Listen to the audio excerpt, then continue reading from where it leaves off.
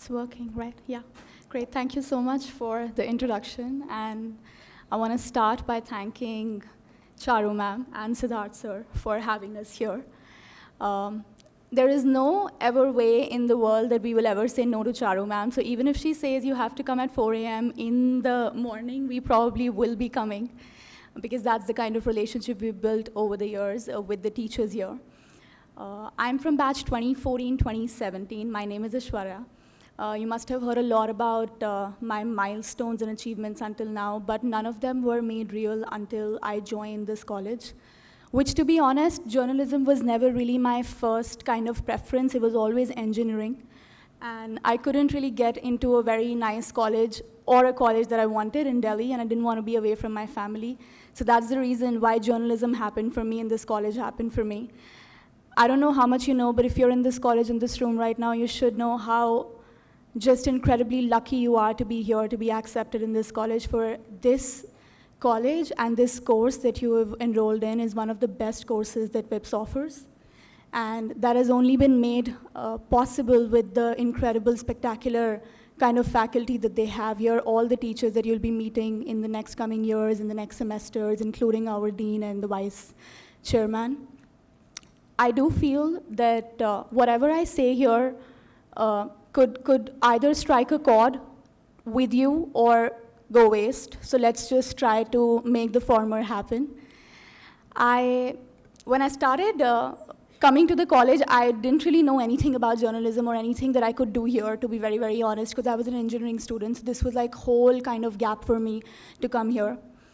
And the kind of courses and the seminars and everything that I was introduced to being in this college, my career, to be honest, started because I enrolled in this course, and I did not know it then. As a part of my new media project in the semester 5, I was asked by my teachers to create a blog on WordPress.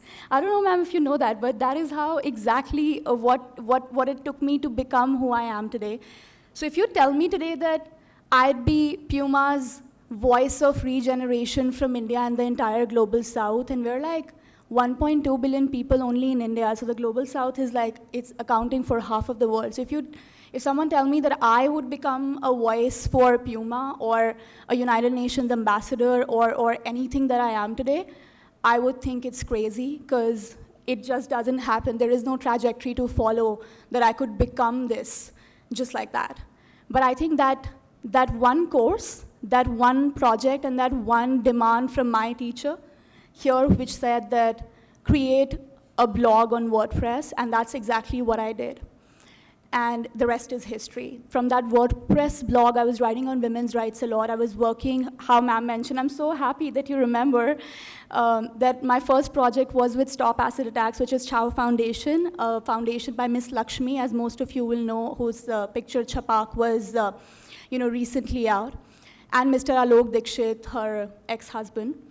And this is how it started. I started working with them. I started writing it on my WordPress blog, and suddenly I saw numbers rise in terms of Middle East viewers or the people from, Israel, Iran, Saudi Arabia. These were the topmost countries and the women who were reading my blog, because I was writing on women's rights. And the popularity of that blog became so much that I started an Instagram account from that blog. So I didn't really have an Instagram account to start with. I only started that because my WordPress was getting a lot of views. And that wouldn't have happened if I wouldn't have followed the advice of my teacher back then or created this new blog. My focus of why I'm telling you this is because there are a lot of curriculums that you will be exposed to in this course. Every semester you will be exposed to different kind of learnings, industrial professions and whatnot. And one thing that I can tell you today is that follow each of them with your whole heart, because you never know what leads you to become who you will be in the next coming years because of this, because this course is designed around industrial experience and industrial professional courses. So if you go out in the world, even when you do your internships, you will find out just how well this is articulated in the most default manner. To talk about my career, I started, obviously, this blog, and then my Instagram, which started gaining a lot of traction. My entire focus was combining fashion and activism, an unconventional career choice that I feel only a field like this can give you.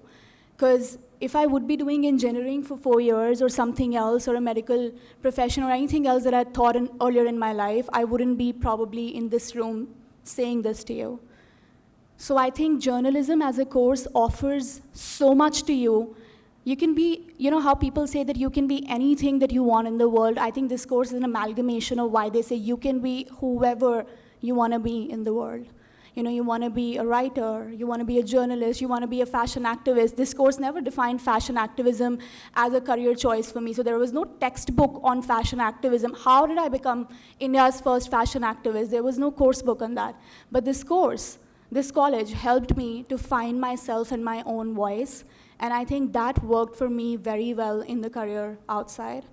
So fashion activism, as unconventional as it can sound, it's marrying fashion and activism together. And the biggest criticism that I'd received earlier on is that fashion is a frivolous industry. It's a non-serious profession. If you're in fashion, then you know it's the Indian mindset that we have. Fashion is, oh my God, she's a model. Oh, she's in fashion. So there is that kind of mindset that's attached with this industry.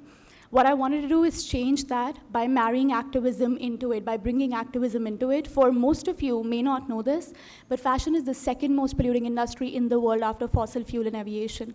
So this is how it came into being, that if something as frivolous and as non-serious as fashion is, why is it accounting for the most waste in the world? And today, all the world leaders on a global level, I joined COP27 by United Nations last year to talk about India's picture on climate and how is fashion activism and fashion industry on the whole contributing to this. And from every leader around the world who was there, and you can imagine the kind of conversations that happen in the Blue negotiations team, the most hot topic was fashion and sustainability.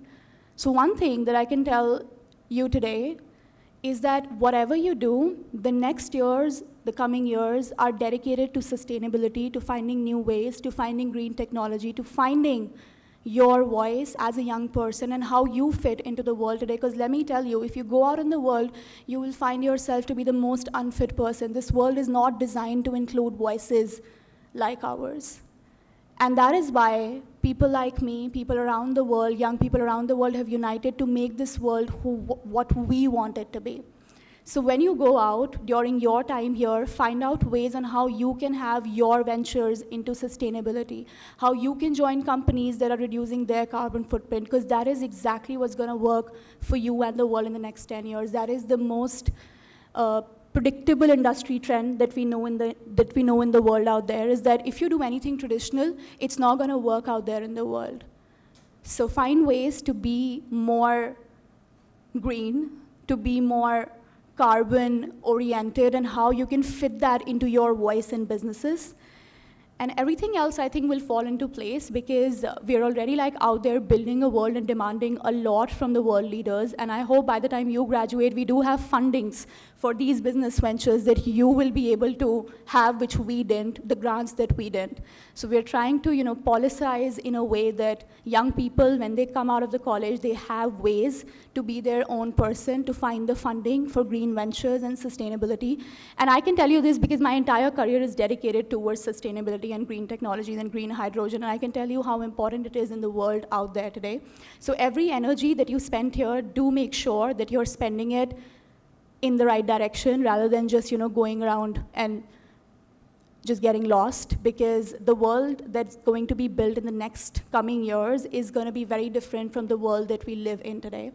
And that is what I want to end my session here with you. In case you want to reach out to me, I'm always available on my email and my Instagram, and you can always tell Charu ma'am to connect us or anyone here. And thank you so much for having me here, and hope you become exactly who you want to become. Great, thank you.